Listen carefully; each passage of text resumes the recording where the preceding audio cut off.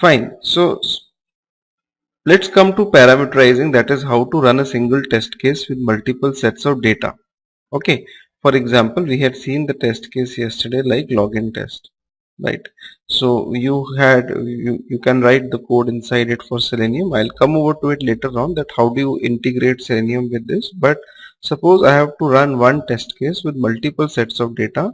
So how do I do that? Okay, so to do that, let me create a new class, right? And I will call this class as for example, a registration test. You have to register a user on the website, suppose. Okay, now suppose you want to run this test multiple times with different sets of data. Okay, right, how do you do that? Fine, you can have annotation like @test public void do register. Okay, and you can import the test solution. I'm using day 13 project only, which I had made yesterday. So yeah, Amit, you can ask me. Yeah, so this is the test annotation to register. Okay, and this is the registration test. Inside it we will be writing the WebDriver code later on, which will actually maybe it will take you to any website and it will do the registration. But suppose I have to run this test with multiple sets of data. So how do I do that? To run a single test multiple times with different sets of data, we use another annotation. That annotation is known as data provider. Okay, data provider annotation looks something like this. The function looks something like this. Public and a two-dimensional object array, right, known as getData. Okay, you can import this data provider. Right. Now, what do you mean by public object get data? All right. So, yes, we do have before class, after class. We don't use that much in Selenium. Okay, it is more or less equal to before test and after test only. It is executed before and after executing the complete tests in a class. Okay, but we prefer to use before test or before method annotations. Alright, the third annotation which we prefer to use in Selenium is the data provider annotation. Alright, fine. And this is the data provider annotation. Get data, you can name it. It has a two-dimensional object array. Okay, in this two-dimensional object array you can put your data. What happens is that you can make a two-dimensional object array like this. It will have certain number of rows and it will have certain number of columns. Okay, the number of rows in this two-dimensional object array are equal to number of times you want to run the test case. If I want to run the test case, say out here there are 4 rows, that means your test would be executed 4 times. And number of columns are equal to number of parameters in the test. For example, username, password, date, email ID, your parameters in the test case. Okay, every index has a number. This is 0, 0. You must be knowing about two-dimensional arrays, I am assuming, right? This is 0, 1, this is 0, 2, and similarly this is 1, 0, 1, 1, 1, 2, 1, 3, like this. Okay, this is 2, 1, this is 3, 2. Okay, right. So this is what a two-dimensional object array looks like. Okay, a two-dimensional object array, you can create the object by writing like this: object array data equals to new object array. You can create the two-dimensional object array like this, right? Inside it you can pass over the size of the array, number of rows first and then the number of columns. I'll say that number of rows are 3 and number of columns are 2, right? That means I want to run the test case 3 times with 2 different sets of data. Okay, there are 2 parameters in the test case. Okay, you can fill up the array, you can fill up the first row.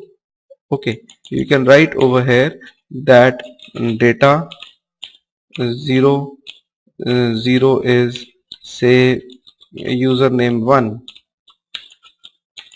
and 0, 1 is password 1. So there are just two columns in this complete array. So you will have first row having only two parameters. Then you can have second row. Second row means that second set of data. Okay, so you can write over here data 1011 is username 2 password 2, and then you can have the third set of data, which is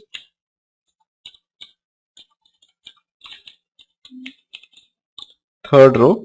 Okay, inside it you can put up username 3 and password 3.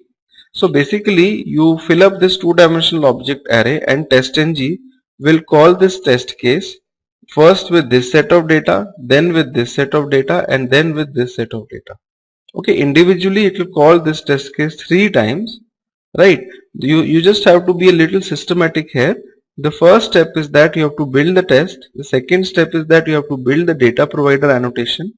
The third is that you have to build the object array, and you have to put the data inside the object array. You need to return the data. Okay, right? And the fourth step is that you have to link the test case with the data provider. Okay, it's very systematic, right? You have to tell the test case that this is your data provider.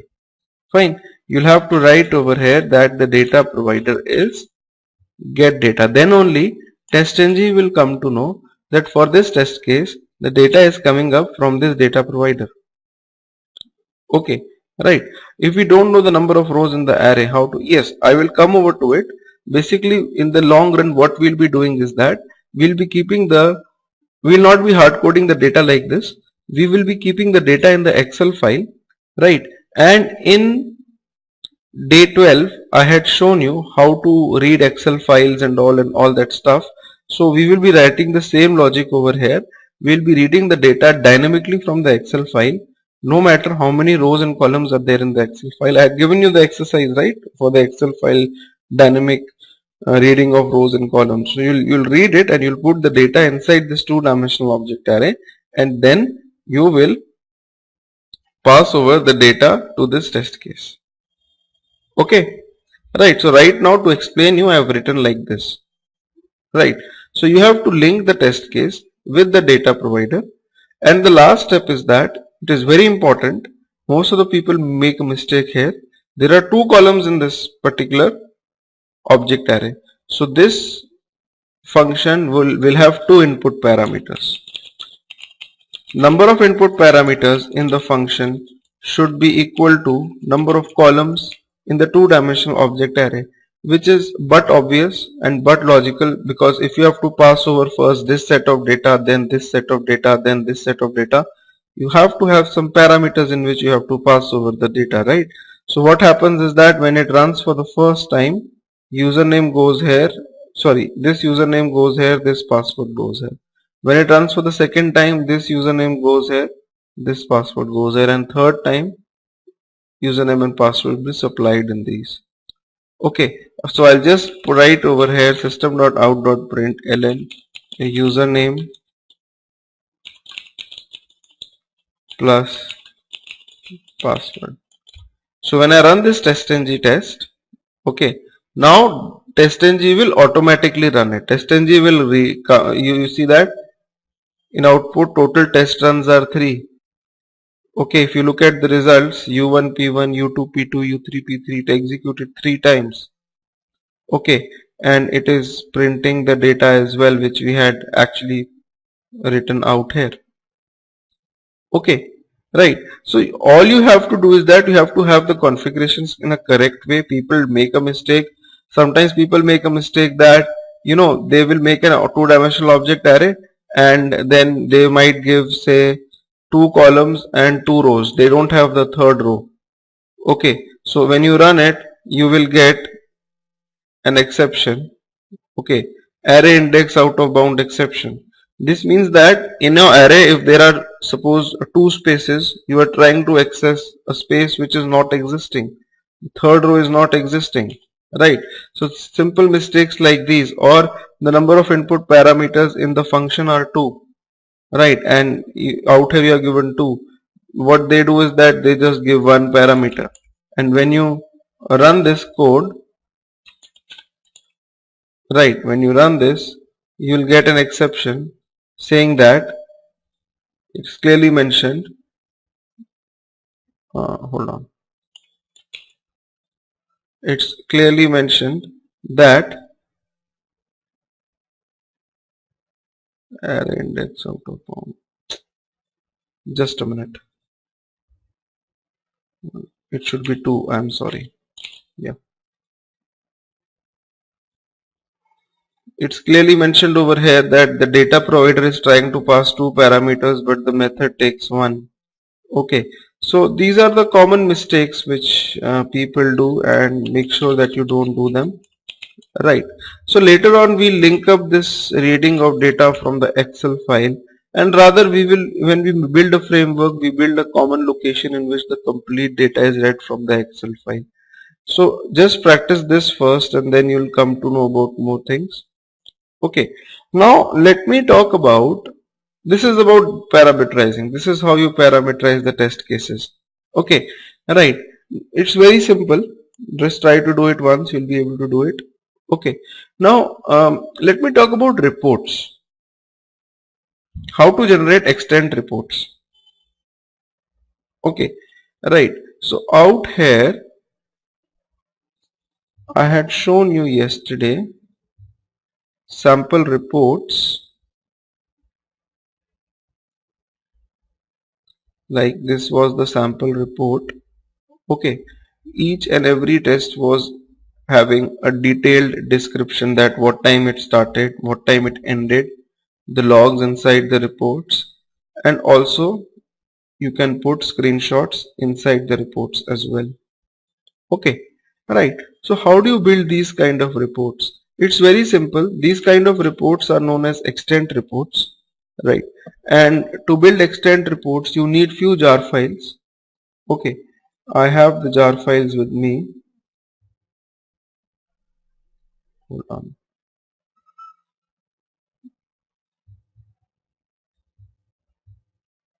Yeah, these are the two jar files. Okay, I'll put the two jar files in the project. When you download the project, you will get these jar files. Okay, you can import them in Eclipse. Okay, in Eclipse you can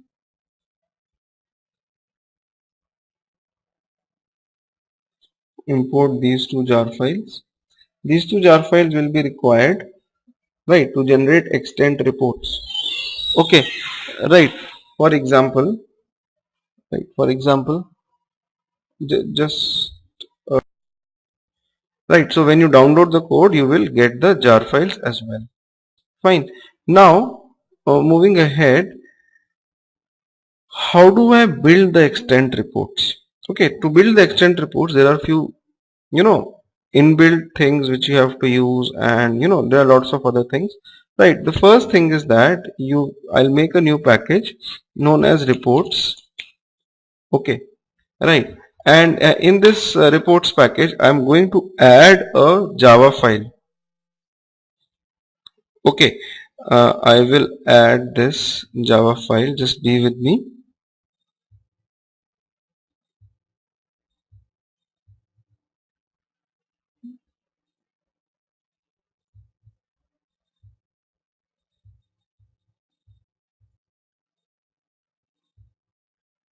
Yeah, extent manager.java. You'll come to know what it does. Okay, it's a pre-built file. All right. You will, in some time, you will come to know what it does, how it helps us to build the reports. Look, inside the report manager, inside these two jars which I have told you, there are few classes present. One of the classes extent reports, which actually represents the report uh, which has to be generated.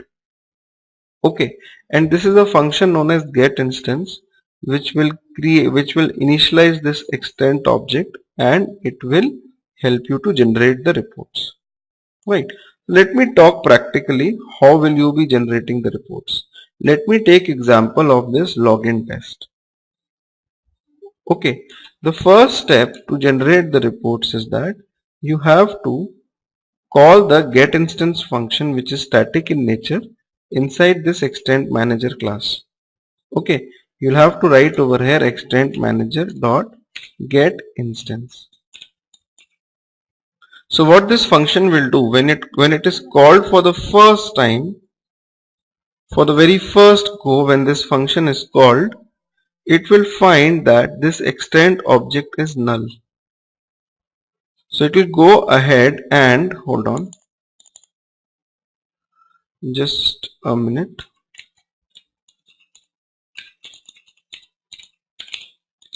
So it will go ahead and initialize this extent object to the object of the inbuilt extent reports class, and it will supply the path where you have to generate the reports. True means that, okay, true parameter out here means that if the report file is already present, then you have to overwrite the report. Display order dot newest first. This means that when the reports are generated, okay, the first test case which is executed will be at the bottom, then the second one, and the test case which is executed in the end will be at the top, right? So you have to write display order dot newest first. There is another display order known as oldest first. You can also do that. So when you call it for the first time, right, the extent object is null. It will get initialized. Then it will load the configurations from a file known as reports.config.xml. This is an XML file. Okay, hold on. You have to keep it, or there is a general convention. This is the XML file. You have to keep it under the project. Under the project, I am keeping this XML file. This has got the various configuration in the reports which you can change as per the requirements in your project. For example, the title of the reports is there, the name of the reports is there, some headlines, what is going to be the date format in the report, what is going to be the time format in the report. So all these configurational changes you can do from this XML file in your project. Okay, right. And after initializing the extent reports object, you load the configurations from this particular reports config.xml. Okay, it is present under the project system.get property user.dir. I had told you this earlier. This represents the path of the project. Under the project there is a file known as reports config.xml from which the report configurations will be loaded. Then the next line is optional. You can add the system information that you are using Selenium 2.53, the environment is production, UAT, whatever it is, you can add some informations out here, right? So basically you're doing three things inside this get instance function. The first thing is that if the extent object is null, then you initialize it to the path where you have to generate the reports, then you load the configurations, then you add the system info, right? Load the configurations means load the configurations of report config.xml. Okay, whatever is the title of the report, whatever is the name of the report and all, it will automatically come up in the reports because of this, and then you can add some system info and you return this extent object. Okay, so inside the login test you will have extent reports, the object report equals to this, right? Now you can write inside the reports, start a new test case, start a test. Okay, you have to start a new test case inside the report. I'll call that test case as login test, right? So this start test function returns you the object of a class known as extent test.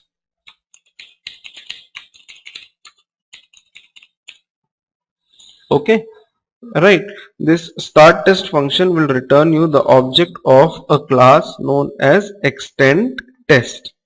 This is again an inbuilt class. Now inside this test case, right, you can start generating logs. You can write test.log, log status dot, there are various, right, you can write over here log status dot info, fine, and in the details you can set the logs, that is starting the test case. Okay, right? Then you can write over here in the end. Okay, there are various log status which you can provide. Log status dot info, error, failure, pass, skip, anything you can provide. Right, info means the generic status. Right.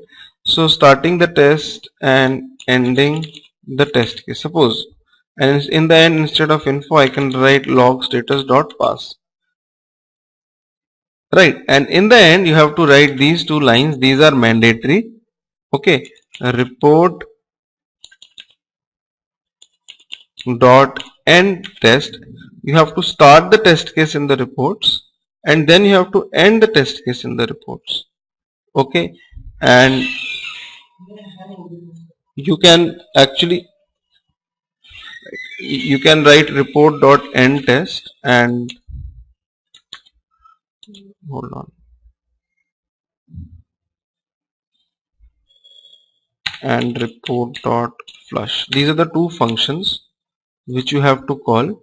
Right, just a minute, I think they have changed something in the API. Yeah, so you can write report dot end test and you can give this test object over here and it will end the test case. Okay, and report dot flush, that means end everything. So when you run this, if you don't write these two lines, then the reports will not be generated. Okay, so when I run this test, fine, you will see that in the report folder, this, if you refresh this, hold on,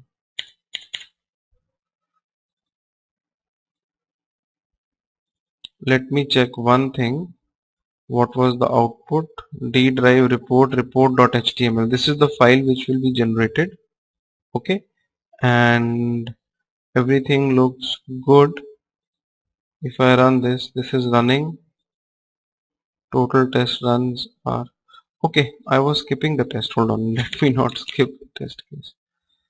I'll run it and it's executed, right? And if I look at the folder, then this is report.html file. If I open it in Firefox, hold on, you see that this is the login test. It is passing, and automatically you will get a very good HTML report with the start time and the end time of the test as well, with the logs and all, everything. Okay, right, fine. Now what is the best practice? The best practice is that in the before test function, initialize your extent object. Okay, before starting the test case, initialize your extent object. You keep these two objects globally defined and the test object. You keep them globally defined and you initialize them before starting the test. In the test you can do the logs and all, everything, and in the function after test, that is after executing the test, okay, this is a good practice, right? You end them. No matter whatever happens in the project, maybe in out here on line number 37 you have written some WebDriver code. Okay, the project stops, the execution stops, it fails, it halts on this line. Then mandatorily after test will execute and it will end the test and it will flush out the reports. Reports will be generated because if these two lines are not written, reports will not be generated. So the initialization of the reports and the final touches to the reports have to be done in separate functions, and the test object can be used to log the various log status, right? Okay, I hope you are understanding my point, and you will do this in every particular, you can say, test case. Inside Suppose I have the other test case over here, registration test, which I just made. Out here also you can add this. Okay, but over here I will have to use before method annotation and after method annotation. Why? Because as I told you yesterday, before method and after method are executed each and every time after executing the test. Over here the same test will get executed 3 times. First with this set of data, then with this set of data, then with this set of data. Okay, right. So what will happen is that before and after executing each and every set of data, right, before method and after method will be called. Before test, I had told you yesterday, is called just once. So for every execution of data, right, we'll have the new reports. Inside it you can write, instead of system.out.println, you can write over here test.log, log status.info, and you can put your test data in the report. And when I run this registration test, it runs 3 times. And if I look at my report file, you see that login test is okay. It should be register test. Fine. And when you run it again, it runs 3 times. Okay.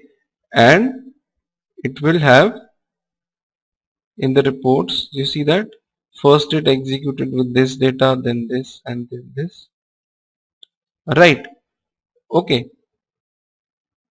Can we have multiple before and after methods? No, we just have one before and after method.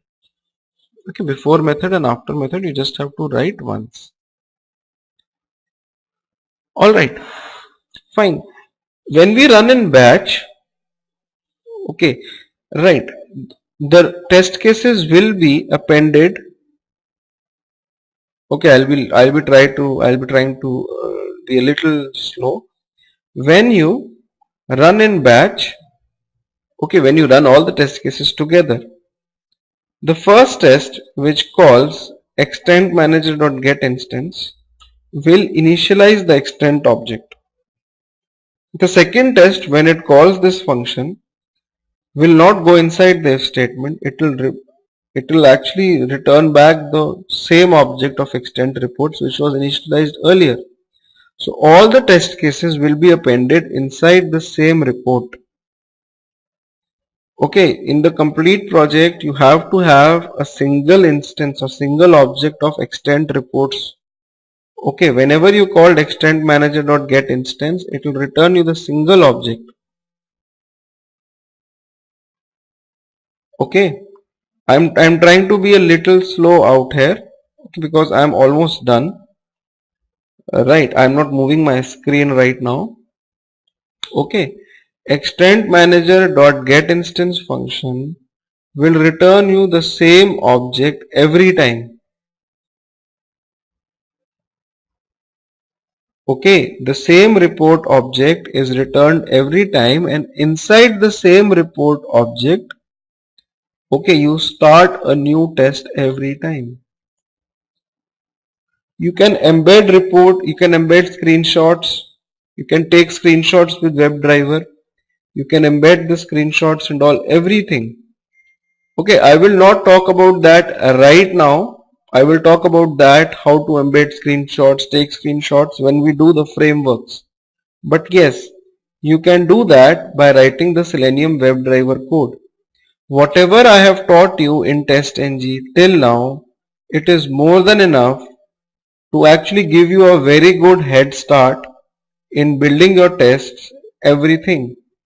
So the next thing in front of us would be to discuss the solution of the exercises. Okay, the Excel has hanged. To discuss the solution of the exercises which I had given you, right? And that we can do on Monday as well. My net is also going a little slow out here. Actually it rained heavily out here yesterday. Okay, so that's why. So we'll meet on Monday now, and on Monday I will take out the exercises and then we will start off with the framework. Okay, we'll decide which framework to do and we'll start off with that framework.